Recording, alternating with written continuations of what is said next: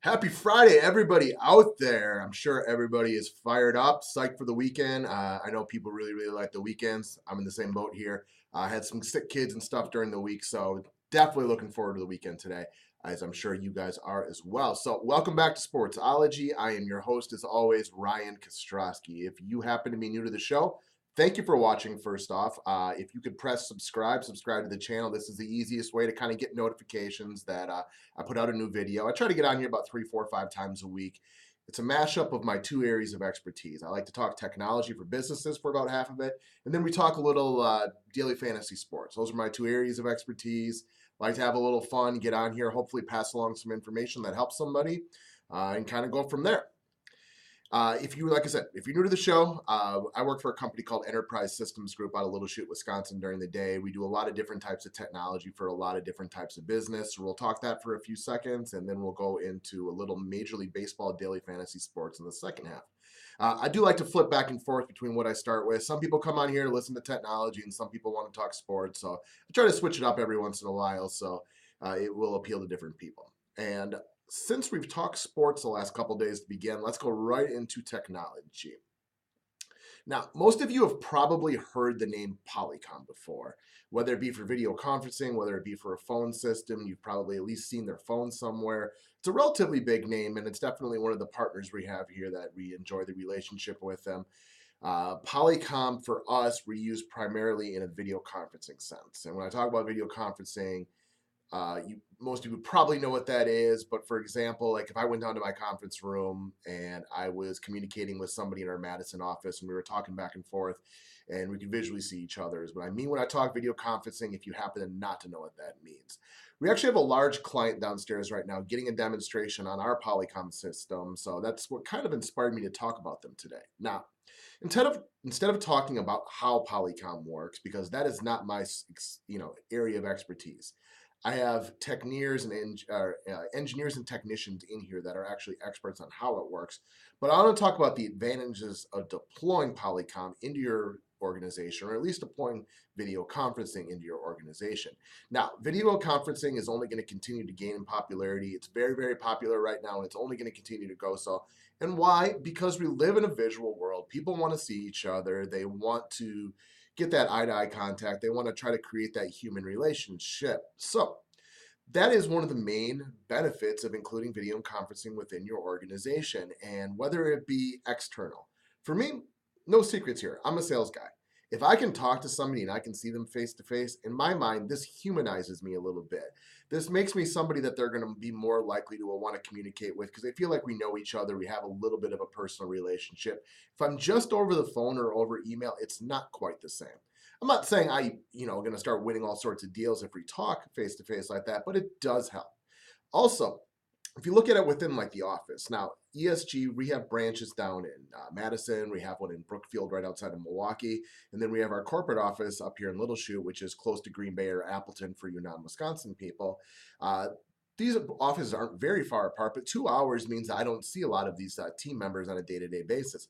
But having the kind of video conferencing set up so we can communicate that way through our meetings just build some team camaraderie. ESG is really big on kind of a family team atmosphere, and that helps me feel closer to Lane Manning, who works down in our Madison office, or any of our employees down at our Brookfield office, because I get the opportunity to see them as opposed to just talk to them on the phone. Let's see here. Some of the other things that I'm a big part of, or a big reason I like Polycom or I like video conferencing, is paying attention in meetings. Now, they've done studies on this. I don't have the facts or figures in front of me, but I'm pretty sure you guys can all relate. We've all been on a conference call before. You get on a conference call, and if it's not overly pertinent to you, what do you start doing? You start checking your fantasy sports scores. You start returning emails. You start looking at any of the other million things you probably have on your plate that day, as opposed to actually following along on the phone call. What's the point of even being on the phone call if you're not getting any value or learning anything from it? That's where video conferencing will make people more engaged, make them pay more attention when they're in meetings like this and get more out of it. Like I said, I don't have the facts or figures in front of me, but they've done studies on this, and it's pretty overwhelming how much more people get out of a meeting if they're seeing what they're doing. You can't be on your computer the whole time during a video meeting like you can when you're on an actual conference call because nobody can see you. Okay. Another area, a big one to me, is going to be the travel expenses you can save. And I like to use an example of a credit union we work with locally that has, I don't remember the exact number, but it's about 10 to 15 branches throughout the Wisconsin area. Now, a lot of these, executive members need to meet on a weekly basis in order to talk. They were meeting at the most central location, but there was a lot of per diem, there was a lot of travel costs, and there was a lot of time associated with from everybody traveling, 20, 30, 40 minutes, upwards of an hour to do this every single Monday.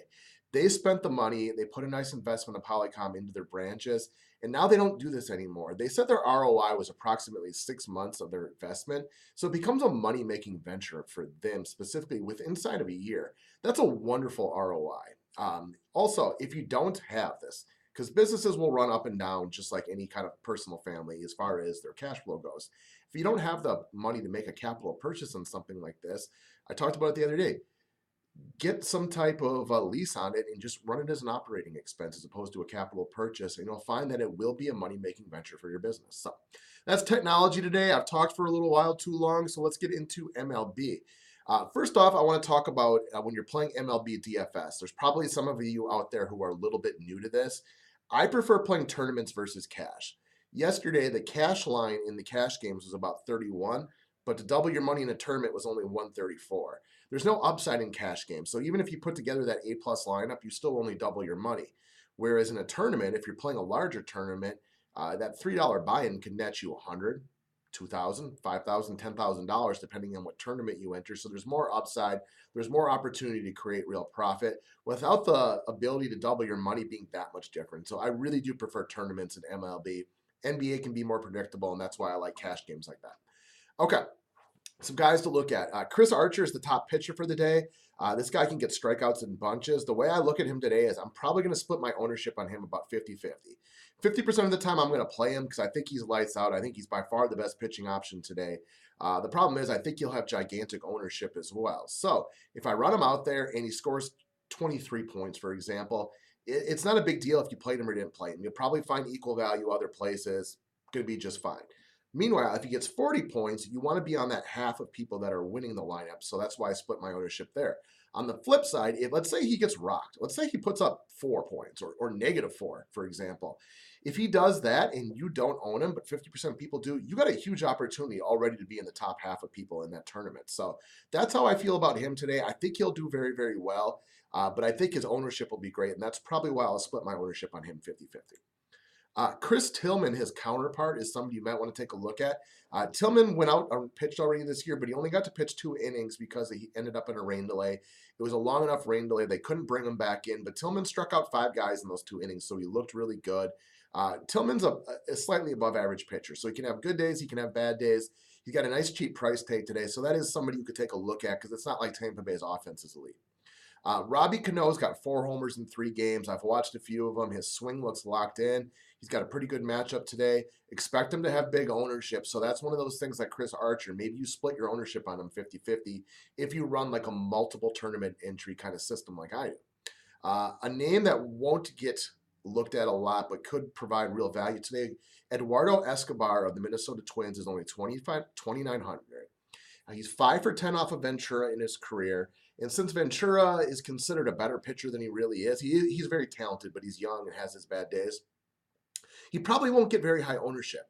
He's 5 for 12 so far this year. He's seen the ball really well, so that's somebody you could take a look at. And he has dual eligibility, so you can play him at short or outfield.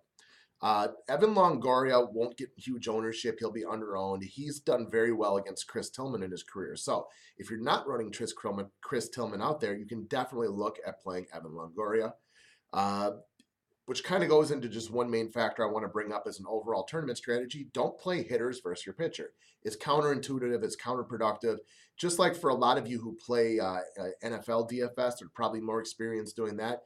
You don't play a quarterback versus the defense you selected, right? It's hard to maximize your points by doing that. So that's what I got today, guys. Sorry, I talked a little bit too long. Hope you got a great weekend, and I will talk to you next week.